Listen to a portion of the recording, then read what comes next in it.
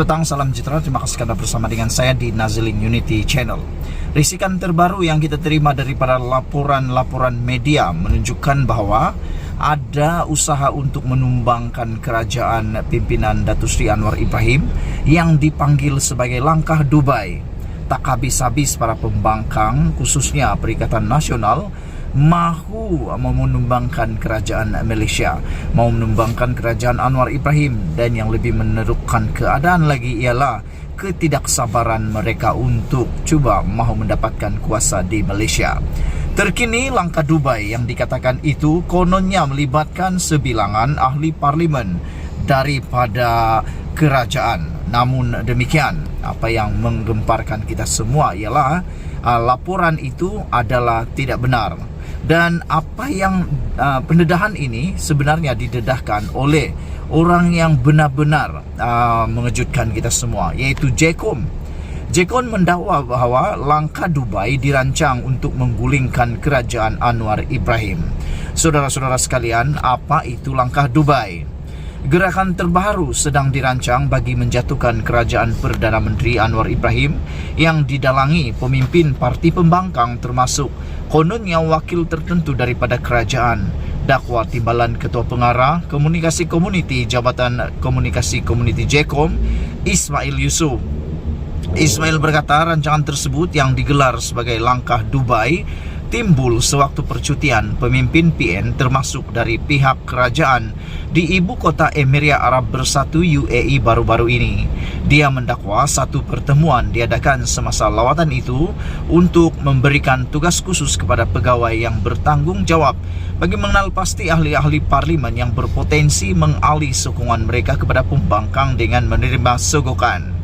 Menjadi rahsia umum sehari dua ini cerita mengenai percutian di Dubai oleh tokoh-tokoh dari Perikatan Nasional, diikuti dengan kehadiran beberapa pemimpin lain yang dikaitkan dengan kumpulan-kumpulan yang tidak senang dengan cara kepimpinan Perdana Menteri ke-10 dan Kerajaan Madani. Maka dikabarkan ada rumusan langkah Dubai disusun dengan assignment tugasan diberikan kepada PIC, orang yang bertanggung jawab yang ditugaskan untuk bertemu, berunding dan mengemukakan tawaran kepada mereka yang dikenal pasti boleh beralih sokongan kepada mereka, iaitu pembangkang. Dikatakan ada jurucakap yang ada akses dengan kepimpinan di sebelah pembangkang sedang berkeliaran di seluruh negara termasuk di Sabah dan Sarawak untuk cuba meyakinkan bahawa awal 2024 kerajaan Madani akan tumbang, siap dengan tarik dan deadline sekali, kata Ismail dipetik Berita Harian. Ismail mendakwa terdapat pembabitan tokoh politik veteran berpengaruh berpangkat tun yang bersekongkol dengan pembangkang, termasuk dikatakan menggunakan sumber asing untuk menggulingkan pentadbiran diterajui Anwar Ibrahim. Katanya, dia memperoleh maklumat mengenai gerakan terbaru itu daripada pelbagai sumber dan bukan hanya daripada satu pihak saja. Dia juga mendakwa memiliki butiran pemimpin PN maupun di pihak kerajaan yang terbabit usaha tersebut tetapi memilih untuk tidak mendedahkan perincian terbabit dengan alasan ia bukan tanggung jawabnya. Apapun, saya tidak mahu dedahkan, tetapi kedudukan saya dengan jawatan yang saya pegang dalam JEKOM, saya boleh akses banyak maklumat, antaranya dalam konteks yang saya anggap kalau sampai peringkat mengancam keselamatan negara, gangguan soal kestabilan dan keharmonian masyarakat, saya fikir tidak adil kalau saya berdiam diri, katanya lagi. Menyifatkan langkah itu sebagai gerakan pengkhianatan, Ismail menggesa Perdana Menteri bertindak tegas. Tegasnya, gerakan itu jelas menunjukkan ia adalah konspirasi politik berniat jahat yang berpotensi mengancam kedaulatan dan keselamatan negara. Secara pribadi, saya anggap semua tindakan mereka ini adalah suatu usaha atau gerakan pengkhianat untuk menggulingkan kerajaan yang di-Pertuan Agong. Justru Perdana Menteri yang ke-10 ada asas yang kukuh untuk bertindak secara afirmatif. Perdana Menteri ke-10 juga perlu segera arahkan Kementerian Dalam Negara, Ketua Polis Negara dan pihak keselamatan negara untuk menyiasat beberapa individu yang didapati terbabit secara langsung itu. Ia termasuk mengheret mereka yang ada kaitan dengan usaha jahat ini, langkah Dubai untuk disoal siasat atau diambil keterangan mereka, katanya.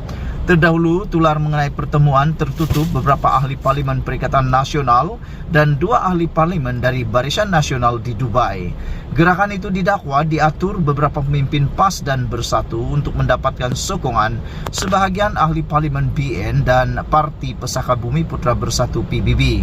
Bagaimanapun, Ketua Penerangan Bersatu Razali Idris memberitahu Sinar Harian bahwa dia tidak mempunyai maklumat mengenai pergerakan itu.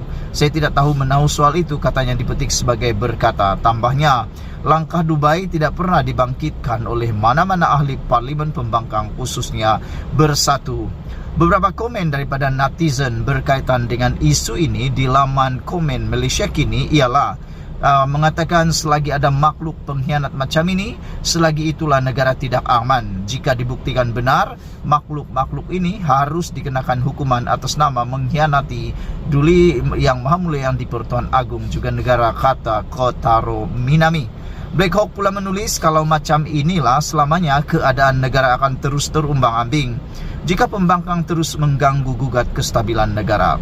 EKJ pula menulis, mereka ni sedar kalau kerajaan Madani diberi cukup penggal, kekuatan akan bertambah dengan bukti takbir urus negara yang lebih baik.